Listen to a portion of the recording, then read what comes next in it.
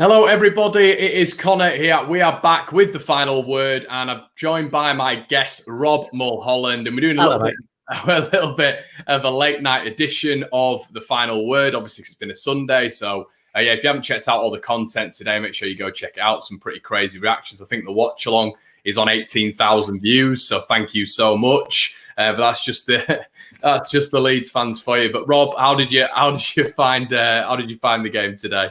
Stressful, wasn't it? It was another one that wasn't that easy to watch. It went kind of how I expected, to be honest with you. Like I saw it being like that. I didn't think it was going to be an easy game. I didn't think it would be as open as it's been previously. It's like I was talking to Mickey on the Bielsa Bible the other day about it. I said 1-0 either way, little scrappy thing, and that's how it turned out. In the end, absolutely brilliant, and a lot of good performances. But it wasn't the stroll that we would have liked. Nah, not at all, mate. It really wasn't. But at the same time, did you expect that? I don't know if I expected the winner. I don't know. I always believe in a Bielsa team that will keep going right to the death, and we're really deadly then because we're so fit. But I don't know. Whilst I'm I have so much faith in Bielsa. I'm also a Leeds fan, so there is always a bit at the back of my brain that's going, "This is going to go wrong. Everything's going to go bad." So and there was a couple of terrifying moments, weren't there? Like, were it not for Ilham Melier turning into Gordon Banks against Pele, we wouldn't have.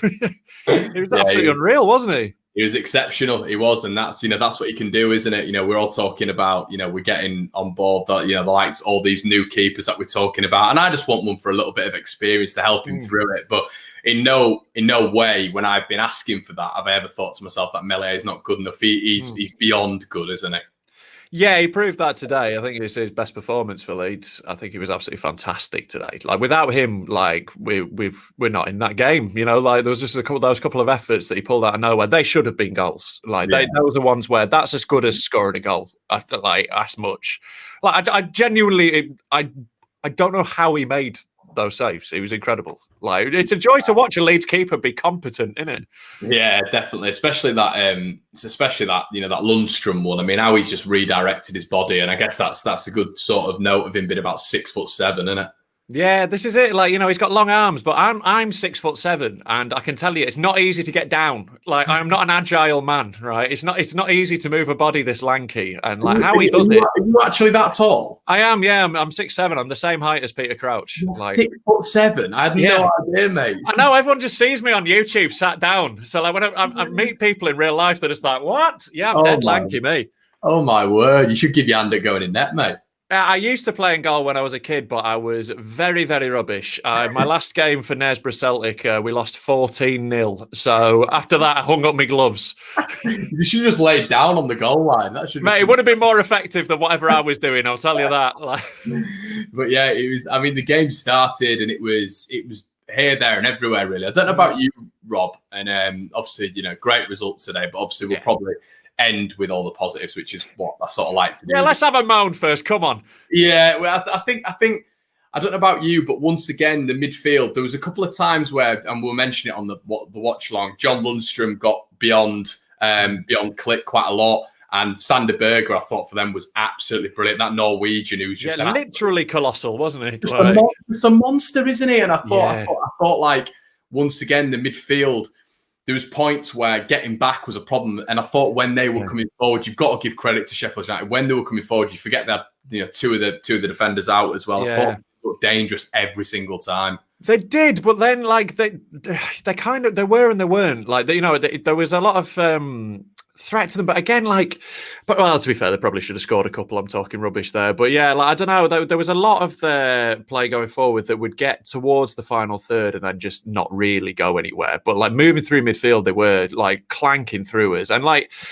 look, I'm loath to criticise players. I try not to as much as I can, but I think, and I'm not. This isn't a critique. I still don't think Tyler Roberts is a midfielder. I think he's a second striker. Should we start talking about him a little bit? Well, this is it. I think that's where the problem in midfield was, because whilst those runners are getting in behind Click and in behind Phillips, it comes from there being a point of weakness there. I think that doesn't it unbalances the midfield. I don't think it's his best position. I think he's a sort of support striker naturally. I don't think, he's a centre forward more than a midfielder. And he looked it, and the difference Rodrigo made when he came on to play in that position was huge. So I think, I think the thing with Roberts is, and people get frustrated with him. Obviously, he's still a kid. We've got to bear that in mind. So young, and he's got so much potential. This is why I don't want to, be here dumping on him. But but is he? Do you think he's still got? Do you think he's now at the point in his career? Obviously, we're interested. There's interest going around about Todd Cantwell. Someone like Cantwell had a brilliant season in the Premier League last year. If you were Tyler Roberts, would you be thinking that? And you'd be thinking, this is sort of a rival for my England place, similar. So oh god, yeah, but we'll have complaints for that.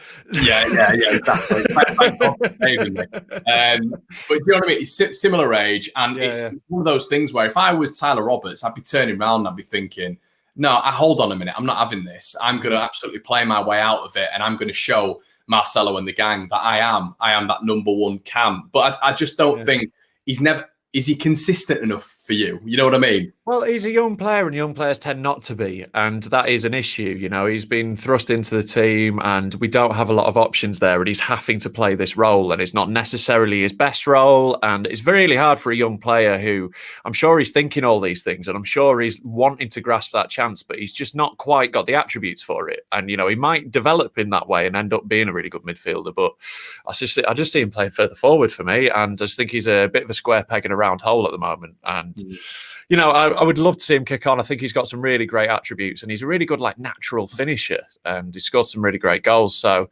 I don't know, if we sign a midfielder or two, he might benefit from a loan spell or something, because I think he's got a lot of growing to do, and I think he really will develop into a hell of a player. So I wouldn't want to lose him at all, but I don't know if he's quite ready to be in the first team in the Premier League. Yeah, and if you we're talking about some good performances today. For me, I thought once again, we got a clean sheet. I thought Robin was outstanding today. I can't say enough good things about Robin Koch today. He was absolutely brilliant, wasn't he? First to everything, dominating it at the back, taking control, playing out from the back with grace. You didn't miss Ben White today, did you?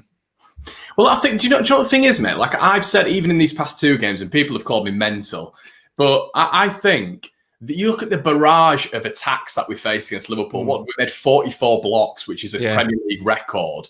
So you look at the amount of times Liverpool were coming forward. To not concede a goal from open play, he made mistakes. He was done by VAR that game.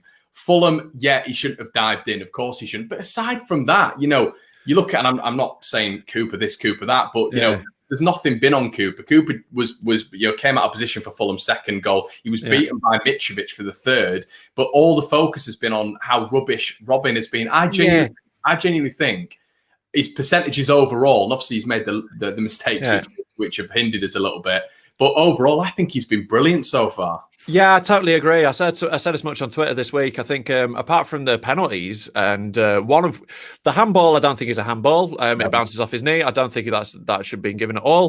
And I think he was really unlucky with the other one as well, because he slides in, which gives the opponent the opportunity. But if Joe Bryan wasn't a little snide and stuck his foot out to go over him, he did pull out of it. He was unlucky there. And overall in those games he played really well. And today, he's only been at the club 2 weeks and he already just looks so comfortable. And as he learns the system more and just becomes more comfortable in this Bielsa system, he's just going to be, what a buy he looks. For a quarter of the price we would have paid for Ben White. And I love Ben White. I won't hear a word against him, right? He was magnificent. We all know last season, and he contributed to this club hugely. We will always owe Ben White a debt for what he did last season.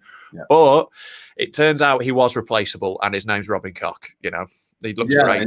And I think it's a good point you make there. For me, mate, we don't go up last season if it's not for Ben White. So I think people have got to realise what he did for the club. He was part of an era where it was brilliant last year. And he was a real key player as well. So we owe him a lot. But in terms of the fullbacks, then Rob, it was an interesting game. I thought both of them sort of grew into the game. Ayling, I thought, was magnificent against Liverpool. I thought he when he was dribbling out of position, he sort of led to that Lundstrom chance by losing the ball. But I thought Dallas was making those runs, because sometimes I felt because Sheffield United were crowding that midfield so much that someone had to take a risk, and Stuart Dallas was doing that in the second half, wasn't he? Yeah, he was. He really grew into the game, and he was great second half, just driving forward. I mean, like, it looked to me like we were in more of a 3-3-1-3 today. Like, it looked like Ayling was tucking in a bit more and wasn't like, he was coming through the centre rather than being like purely a wing back. Like Costa was like a wing back. So I think, for a while it was it's a Bielsa formation. It's hard to track what's going on, but having Dallas in that, I think that's the perfect position for Dallas. Is that sort of in the second three. So he's basically the wing back there, because he's a bit more advanced. He can get forward a bit. He's got a bit more cover behind him. And yeah, he really took the opportunity. And I just love it when Dallas has one of those games. He really grabs games by the scruff of the neck, doesn't he? And just makes things happen. Nearly scored. Oh, and it was such a good effort as well, wasn't it? Just that little scooped finish. It was Ronaldinho-esque. Like, he's such a great player. And he deserves all the success he gets because he works so hard. And every time anyone doubts him, he just steps up a bit more. And great to see him do well again.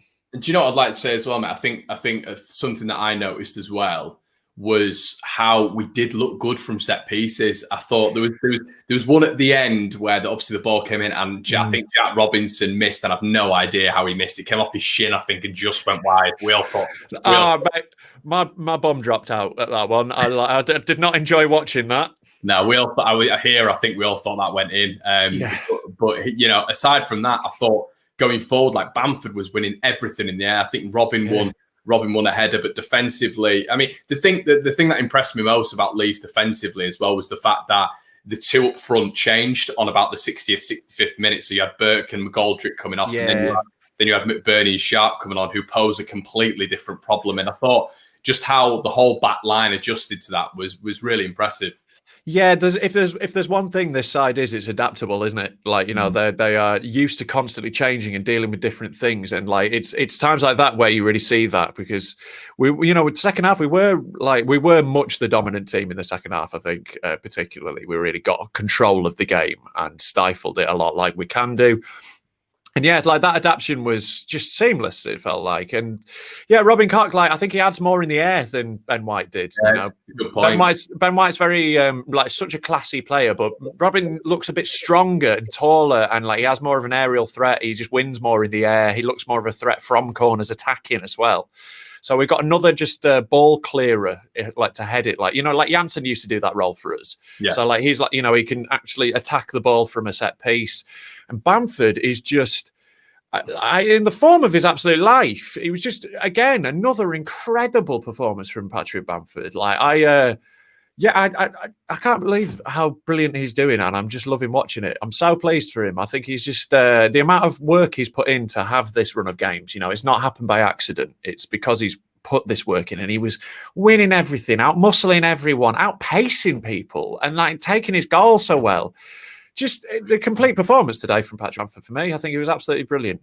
Yeah, and people write him off all the time now, don't they? It's like against Virgil van Dijk, he's going to struggle against Hector. He's going to struggle against a rugged Sheffield United back line. He's going to struggle, and I think what I like about Bamford is you don't really see his head drop. He just doesn't stop him. Like we were saying last week, mate. You take him off, and I don't like watching Leeds when Bamford goes off, because we drop scary, isn't it? And it changes big time. Yeah, no, he adds so much to the side, and if he can carry on scoring as well, then he's the complete package. One of my mates texted me, actually, he's not a Leeds fan, and he texted me for information for fantasy football before the season. He's like, who shall I get in the side? I recommended Ayling. I think that's a good shout. I told him not to put Bamford in, and now I'm looking absolute mug. I was like, look, he contributes loads, but I don't know if he's going to score many. And then, he texted me today. He's furious at me. I think the thing is, though, this is me at the start of the season. I remember doing a fantasy football video, and I turned around and I was like, oh, I'm putting Bamford in, but I don't know why I'm doing that. And because you're a genius, it turns out. Yeah, there was a plan. But yeah, he's proven a lot of people wrong, mate, and fair play to him. But I think with regards to Rodrigo, what were your thoughts on him? I think he had a great game. And he really added a lot to us. And I'm so excited to see him fully bed in, because there were still a couple of passes that went astray where, he passing into an area where there wasn't a runner. And once he gets these automations, we can just see how classy he is, can't you? You could he's just got that little bit extra. He's got that Pablo swagger, he just sees things other people don't. His movement is so clever. Yeah, I love how he just picks up little pockets of space and just looks to drag players. His touch is so good. He's going to be such an exciting player to watch, isn't he? Yeah, I think so. And it was just, there was a couple of one touches where he was playing a 1-2, and I was thinking to myself, because they were pressing so high and they were pressing with aggression as well throughout that entire. Yeah. So anytime the ball came to Rodrigo, every pass had to be perfect, and I thought his percentages were sort of on point today. It was great. That's clearly a big asset of his from what we've seen so far, is passing out when he's under pressure. And that's so perfect for the way we play. And just making those little clever passes and taking the risk as well to make the pass, and not just, try something. He takes risks. He's creative. He's looking forward. He looks to get us forward as well. He's not looking for easy passes. He's trying to make stuff happen. And, yeah, we've all got a soft spot for creative little Spaniards, haven't we? And he's a big, strong one. So I'm absolutely delighted. This is it. He's also he adds that physical threat as well. He's got a bit more of that to him. He's got some upper body strength, and he looks like he can head a ball as well. So yeah, he's got a serious leap on him. We saw that with a couple of balls that were played in. But yeah, he's a real athlete. Yeah, but as well, Rob, just below as well, guys, a little taking football out of it. Me and Rob, as you can see below, we sort of survive on this YouTube game with Patreons and PayPal. So if you do want to donate anything from 20 to 30p, that'd be amazing. It makes me and Rob, because we're sort of trying to do the same thing here, we're able to do it full time, aren't we, Rob? So it's a big thing. Yeah, well, just about. I have to do it full time because stand-up comedy barely exists anymore. So yeah, guys, if you wouldn't mind, if it is any sort of donation, that'd be great. You guys keep the channel running. But let's get back into the football in terms of now, Rob. There's been a lot of talk today. Actually, I mean, it was whilst I was on the stream about Todd Cantwell. Now Norwich's central attacking midfielder can play a width, can play out wide as well. I think actually he sort of switches with Emi Buendia, and they both sort of interchange. I thought initially he was a cam, but I think it's that versatility again which Bielsa's obsessed with. Yeah. But what are your thoughts on Todd Cantwell initially as a signing? I'll be honest, I don't know. Look, if my thoughts with all signings are always, if Bielsa wants him, he knows. I thought we were looking at Buendia more, and he's always the one who caught my eye more. But I think I don't have the eye for football that Bielsa does. So he's clearly, I thought he had whenever I've seen him, he's never looked bad. But I'll be honest, I didn't watch loads of Norwich games last season. So I can't have the most informed opinion on him, but. If Bielsa wants him, and we need someone there. That is the position we need to really sort out. We need another 8/10, basically. Someone who can play when Pablo's injured, just fitting that hole that we're having to put Roberts or Rodrigo into at the moment. That seems like the most obvious weakness in the squad for me. Yeah, and I think I don't know if you're sort of noticing that right now, but I think it's just a player that can get the ball on the back foot. They're really comfortable with both feet, and I think what defenders naturally hate is someone running at them. Someone from the midfield, from that third, getting into the defensive third, and really he's either going to draw a foul or he's going to play the ball out wide. We're going to build something. They're going to slip it in, and Cantwell was really good in the Premier League last year. And once again, Rob, I think it's just huge. Each and every player in this side having potential, and Cantwell's only 21. This is it's a perfect age for a Bielsa player, because Bielsa doesn't want older players who aren't going to learn from him. He wants players he can mould and make them fit his system. And with that thing of him breaking through the lines, that makes him perfect for a Bielsa attacking midfielder, because it's about the five breaking the back four, isn't it? It's our five of the two attacking midfielders in the front three breaking through. It means that there's always someone going through one of the gaps, and so we need someone who drives through there. So, yeah, I think and also look. I do enjoy the fact that we're going to go asset strip Norwich. I would enjoy that after the amount of the amount of our best players they picked. Becchio, Johnson, Snodgrass, the list goes on. It's just and it was always just Johnny Howson ended up there. It was always sad seeing them play for Norwich and that being a better option. You know what I mean? It just doesn't feel right that Norwich was a better option than Leeds. And I'm glad it's not again. So in that sense. yeah, let's go do it. So, but again, as always, Bielsa knows far more than me, and whoever he wants is the right person. And that must mean that De Paul doesn't look likely. Well, I think it's interesting, isn't it, with De Paul? I mean, Cantwell wasn't playing for Norwich today. Farke came out afterwards and said there's been no bid, but then it's like, well, is he going to come out and say on air there's been a bid? I don't know. Maybe he wouldn't. I don't know. They'll probably try and keep it in house, in it, and like keep the powder dry. Especially if they're trying to drive the price up with Leeds potentially. But with regards to De Paul, how do you sort of see it? Obviously, because we know De Paul's done wonders out there. I think Cantwell with Norwich, they play a very similar high pressing system. I think we're a little bit more dynamic, but they play that high pressing system. So, and he's already played in the Premier League, and he's going to cost potentially 15 to 20 million. Are your thoughts more on the slant of I would rather go for someone like De Paul, who's got a great highlight reel, very talented player, but maybe doesn't have that even Premier League experience at such a young age and doesn't have that potential?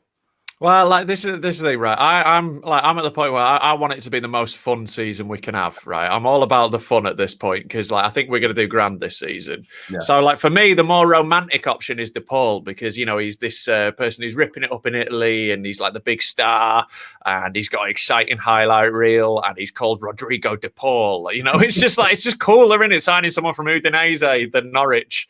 Yeah. So in terms of the glamour of it, I want De Paul and. Look, he seems to, from everything I've read, have just had to be such a quality player. And look, I'm sure Cantwell will be great, but for me, I'd love to see De Paul still. If we get Cantwell, I'll be very happy. I'm not going to complain about our transfer business at the moment. We're doing great stuff. No, we've got a little donation here from Jake Brown, 79p. What can you? Nice one, Jake. What can you get for 79p, Rob? Because I'll go. You used to be able to get tunes on iTunes for that. I don't know if that's still the price. I'll get one after. If anyone's got any tunes that they want to put in the. Buy yourself, pump it up. But yeah, thank you so much, Jake. I really appreciate that, mate. But yeah, I mean that's the level that we're at now, mate. And I think the interesting is going to be the price difference because obviously Leeds won't go. Leeds are not going to be hiking up to what Udinese want, which is apparently 35 to 40 million. De Paul is apparently, he was playing today. He's been putting some stuff on his Instagram about, being there and fighting for the cause and all this sort of stuff. So for me, it looks like that one's sailed. Yeah, that's probably most likely. And the fact that we're getting linked with so many other midfielders suggests that we're looking round on it. But I think we've got a short list clearly of players who are ready to slot in. There's no club in the world that has a better research now for the players that we're looking at. Remember a few years ago we didn't have access to Opta stats and we didn't have that. We didn't have a Football Manager, wasn't it? Yeah, we were looking for players on Football Manager because we didn't have a scouting department. And now we've got the most well-researched transfers going. So, look, De Paul will be a lot of fun, but we'll be fine with someone there was. I can't even keep up with the amount of midfielders we've been linked with. Yeah, one of them, basically, all of them, I look at them and I go, I've never heard of him. Google him, watch a YouTube highlight reel, and go, he'll do. I don't know what it is, mate, but I genuinely agree with Joe Madigan. When I saw this about Cantwell, I just got a little bit of excitement. And you'll hate this, mate, and a lot of Leeds fans will hate this. But he reminds me, ball carrier wise, of Jack Grealish, and I think I hope his personality is not the same. and I think someone in this Leeds side with that technicality and the ability to bring the ball from the defensive third into attacking third would imagine that with just interchange with someone like Rodrigo, Pablo coming off the bench, obviously Harrison and Costa. I just think it'd work so well. Yeah, it's a signing I would be very pleased about. It's one of those, I was excited about Josko Gardviel, and then I was excited about Llorente. I was excited about De Paul. I'll be excited about Cantwell. These are all incredible signings. I remember when I was dead excited, we'd spent £1 million on Luke Murphy. These signings are blowing my mind. Cantwell, the fact that we're talking about, would you rather have Cantwell or De Paul? Any of them, please. I'm dead excited. I love it. Yeah, and I do think you're right, though. I do think that Norwich played a lot of good stuff. They didn't quite have that cutting edge and the solidity that we do and the intensity that we do. But they played a lot of really beautiful, creative football, and that's really important. And if especially for his position, if he's willing to do the work and he's got the talent clearly to fit into a Bielsa team. So love to see it. So next week, mate. in terms of Man City, we've just seen Man City. I think we'll do them, mate. I think we're going to do them 10-0. Well, I'll tell you what, there's going to be goals, isn't there? Jeez. Yeah, I think it's going to be an absolute humdinger, that, because like we're just going to go right down their throats as we always do. And yeah, it's going to be high intensity. I haven't seen anything from the Leicester game yet. I haven't watched the highlights or anything, so I don't really know how it went. But I assume that, like, because Leicester play a pretty intense system sometimes, so a lot of short passing. I guess they've gone toe-to-toe with them. I hope so, because that's what we're going to do. I think it's that pace as well. I mean, Leicester, I think they're going to cause a lot of teams problems. They're a really well-balanced side, yeah, aren't they? Yeah, they've got just so much, because the wing-backs, they've got so much quality everywhere, haven't they? Going forward, I mean, we remember Harvey Barnes tearing us apart for West Brom, don't we? I mean, he was just... He's a hell of a player, yeah. He's getting better and better. Well, he was at Leeds as well, wasn't he? He was at Leeds. I think I remember from Phil Hayes' report when... Bielsa first came in, he was one of the first ones at Thorpe Arch, apparently. And then I think it was West Brom at the time came in because they'd just been relegated and they signed him. But he was at Thorpe Arch. Right, we do that a fair bit with signings, don't we?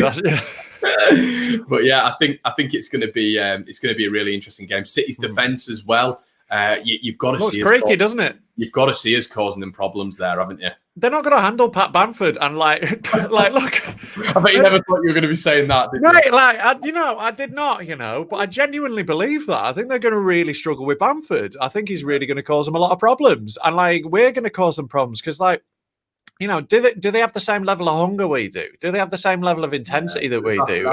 That's a really good point, mate. I mean, hunger. I didn't even think of that, Rob. That's probably the best point of the video. I think just, you're welcome. It is, though, isn't it? It is just what you see today and what you see against Fulham. And Liverpool was the big one. It was just, how far can you go? Like, how much do you want? City winning week in, week out. Well, we're Leeds. We're here to prove everyone wrong. Exactly. And we've got players in our squad who've been written off and who are having this rebirth. Luke Ayling never thought he'd play in the Premier League. Click looked like he was going to have to go back to the Polish league. Calvin Phillips had been written off. Bamford's been written off a million times. All of our squad at some point has been written off. But now they've got this cohesive unit. They believe in the system. They've got this messiah leading them. And they're hungry to prove that they can do it, and they're doing it. And this is it. That is a thing that I don't think any other side in the Premier League has. The same togetherness, the same squad unity, and the same intensity about the feeling that we're going into these games with. We are desperate to win everything. We'll fight tooth and nail for the entire game. And yeah, that is enough to cause a lot of teams problems. And that, City have an incredible amount of quality, obviously. And Rob, let's be right here. The likelihood is that Man City beat us next week. Obviously, it's likely that they win. Yeah. But we'll give them a game. We will. We can definitely say that. It's not going to be an easy game for them. They're not going to have a walkover. They're going to come off that pitch knowing they've had a match at the very least. And when you do that, and when you put a team under that sort of pressure, anything can happen. And we take our chances. Norwich beat them, didn't they, last season? Yeah, and we're a better side than Norwich were last season. Especially once we got their best player. And I remember in that game, mate, I think they had, I can't recall all of it, but I remember City had numerous players out of the back. You forget Gundogan's not going to be playing. Jesus is out for 3 weeks. Obviously, Aguero's not playing. They were playing Sterling and I think a false nine. And it just... So is it a lot of the threats? It's a really good time to be playing City, it feels like. Especially with us flying, getting better and better. And it's not a good time to be playing Leeds, I think, is the rebuttal. Not at all. It'll be a good time to play Leeds in January or February when we've lost a couple of games and we have the wheels come off a little bit. Right now, though, is a horrible time to play us. We are absolutely storming it. So, yeah, I think it'll be a great game. I don't care if we lose. If we lose, it's one I'll go, But good performance. But yeah, and I think we'll get that. We'll definitely get that. And that's what I'm looking forward to. And there is that bit of hope in there. I think there's no one in the league I don't think we can't give a game. I agree. There might be favourites, but there's no one in the league I'm we're definitely losing to them. No one. It's like you look at even yesterday with West Brom and Chelsea. Chelsea it's littered with talent. I mean, even if you just look at the sort of players where... It's like a football manager team, isn't it? No, just even players that you wouldn't even mention, mate, like Reece James and Mason Mount, the young English talents, but they're superb. And then obviously you've got Werner, Kai Havertz. So what I'm trying to say, though, is teams like that, they've got the star talent. But as Sheffield United proved last year, star talent can only get you so far. And yeah, they're all bedding in, and it's disjointed. And team unity is still really important in football. It's still a team game. The teams like that, I think we played the very best in Liverpool. We're playing the sort of second best in Man City, and then below that, like you said, I mean, we can give anyone a run for the money on the day. Like, I'd love to be playing Chelsea and Man U right now. I think we'd batter either of them. I genuinely do. I think like just the level of intensity, I don't think like they can cope with us. And like Thiago Silva, like while he's still bedding in, thinking he's going to get an hour on the ball like he did in Paris. Like, can you imagine him with like get the deck chair out? Yeah, he was strolling around. Can you imagine that with Paddy Bamford down his throat for the entire 90? He's not going to handle it. Like this is it. I'm still remain obviously massively confident. Another 3 points. We've started brilliantly, haven't we? Like what a great! If you'd have been offered 6 points out of these 3 games, you would have snapped someone's arm off for that, wouldn't you? In my head, weirdly, I don't know why I do because it was a loss, but I still class it as 7 points. Liverpool did not beat us. It was it felt like we should get a point for style, doesn't it? Like we lost with aplomb. That Calvin Phillips free kick did go in. But yeah, and we've just got a comment from our sponsor here, the legend that is Bernie. Connor, I will send you over £50 to buy yourself and Rob a drink. Awesome content. Oh, what a legend! What a legend Bernie is. Yeah. So I think people like this, Rob. So that's glad they're enjoying it. But yeah, Rob, I think what we'll do now, mate, is we'll end it because it's been a solid 30 minutes. It's not between me and you, mate. We're not ending that relationship. But yeah, the big takeaway from this video is Rob is 6'7", and allegedly, Rob, in the comments as well, you look like a bearded Stephen Merchant. What are your thoughts? Yeah, I've heard that before. Yeah. That's not the first time I've been told that. Is that the reason for the beard? It's not the reason for the beard. It's because, like most men, a beard makes me look less gross. But like, if you enjoy that sort of thing, I do a roast show every Sunday on the Hot Water Comedy YouTube channel. Check that out if you want to call me more horrible things. Yeah, now Rob's doing some good things content-wise, guys, as well on his mug. The Bielsa Bible. Do you know what I like? Do you know what I like as well, Rob? I'm a big fan of certain mugs. Now, that mug has the perfect circumference to keep a hot beverage for a period of time. Mate, it's beautiful. It's extra long as well. It's a nice big mug. It's got the Lord's Prayer on the back. Well, available at bielsabbible.com/shop.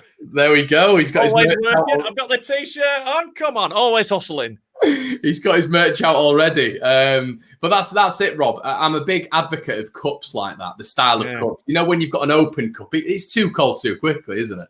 Exactly, mate. You've got to have a good, solid, proper mug at thebielsabbible.com. Oh, God. But yeah, mate, it's been an absolute pleasure. I hope you guys have watched it. You've enjoyed it. You definitely watched it. If they're hearing you say this, they've watched it. But if you have missed any of it as well, please go back and obviously you can rewatch it after the video's processed. So, Rob, probably the same time next week, mate. Yeah, I'll see you then. Another 3 points in the bag against City. Yes, mate. I'll speak to you soon. Catch you later.